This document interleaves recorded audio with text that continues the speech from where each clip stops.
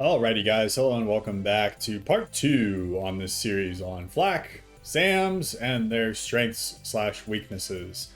I am super excited to get writing this script because it means that I am done with about 4 hours worth of work and testing to verify these results. I had this video pretty much done. Then one of my viewers actually reached out to me on Discord and gave me kind of a crash course in statistics. And I realized, as often happens, I was on the right track, but I didn't quite get there all the way. So Captain, who's the guy who reached out to me, super helpful because I got a D in statistics in college. I talked about this on a cast. So I looked at this as a good opportunity to re-verify my claims in the last video and do some significant comparisons between the tier levels, which I know is y'all's favorite thing to see. So to account for the variances that we have seen between air units and the way that they path, we're gonna have to get a little nerdy on this one. Let's continue listening and bear in mind that the next 100 pages can get a little bit dry.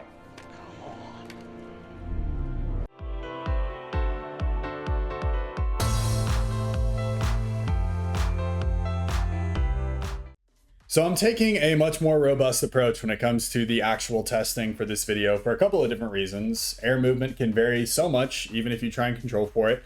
And the AoE inherent in both flak and surface-to-air missile systems can cause us to have a lot of run-to-run variance, as we saw in the last video. So, to combat that, I have expanded my sample set to 20 tests for each faction and every test instead of just 4. And we're going to be using a way to aggregate these tests that will do a better job of showing variance from test to test, as well as excluding outliers that aren't significant and display those results in a graph. The last thing that we're going to be doing is looking at something called an ANOVA test. ANOVA, I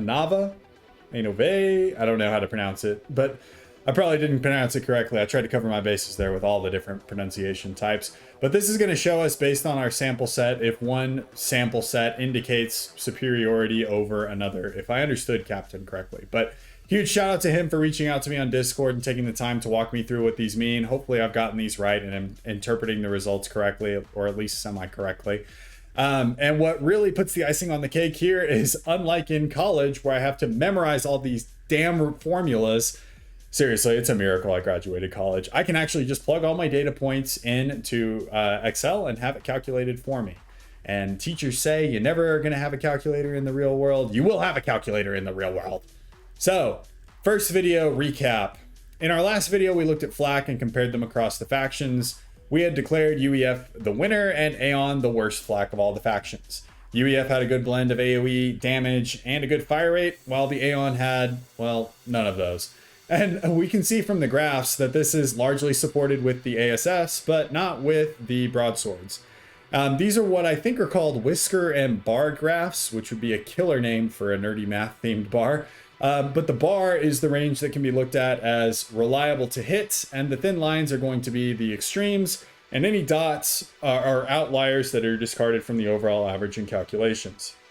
The ANOVA comparisons are also backing this up as well, but where the ANOVA gets more interesting is where it shows everything is pretty conclusively better than the Aeon, but they're really about equal against the broadswords. So take what you like from that, but I'm kind of liking the more data-driven approach here. So for our first test, whenever we're getting into the comparisons between tier 2 and tier 3, we're going to look at ASFs. And as you can see, this is pretty much a bloodbath for the SAMs, with the exception of the Aeon.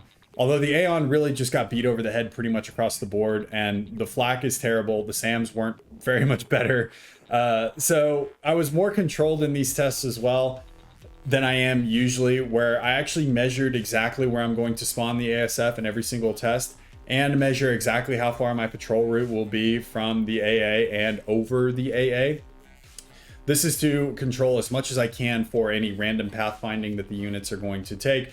But even still, there was some variation, and we have accounted for that luckily with our new testing method and been able to minimize that as much as possible. But this is due to a couple of different things. Air units will often path differently, even with similar or the same commands.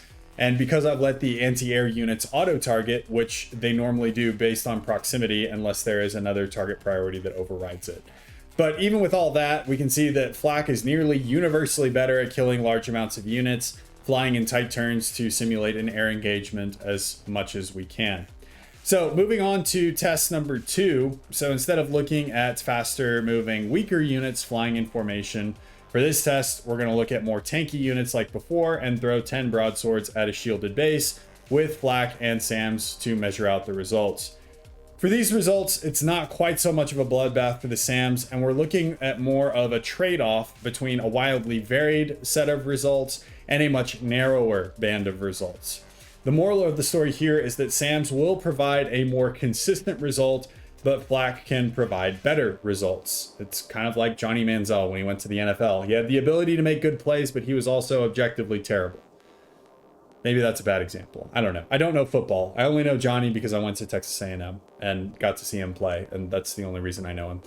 But it does illustrate the story here where flak has the potential to perform better, but SAMs are going to be far more consistent at dealing with high health targets when we remove some of the AoE advantage. So SAMs, and you can see this on the screen, but the broadswords are going to be much more likely to spread out, where the greater AoE of the flak is not going to be as much of an impact as it was with the ASFs. And in those instances against broadswords, the higher damage and lower AoE of SAMs does have an advantage. So as we wrap this up, there is one important point to be made in Sam's favor here, which is really weird because my younger brother is named Sam, and saying Sam's favor here, it's like I'm talking about my younger brother, but they have a much better ability to deal with fast moving targets that are moving in an off axis fashion. And I've put some stuff up on the screen here to help illustrate this. But essentially, if you have a spy plane moving directly over a flak artillery, it can hit it.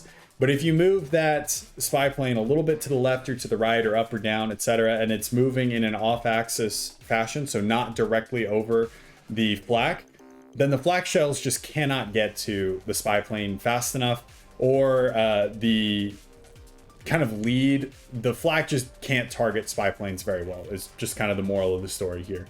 So as far as keeping scouts out of your base, whether you're building an artillery, experimentals, or what have you, you are going to be much better served by surface-to-air missile systems than you are with the flak artillery.